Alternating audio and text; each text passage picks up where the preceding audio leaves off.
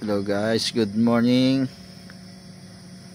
Andito nga pala tayo sa Rokhani sa Fraha. Dito tayo nag-weekend. Ayan, Sunday weekend.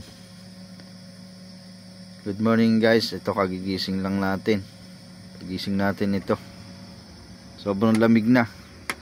October 26, 2025. Ayan, nag-yelo na ang mga paligid. Malapit na naman ang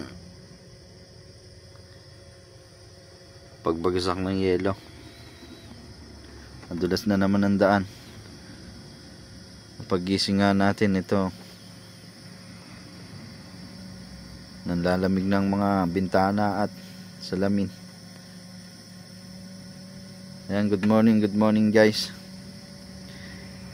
Ingat kayo palagi sa pagmamaneho, lalo na magwi-winter na. Good luck guys, ingat, God bless.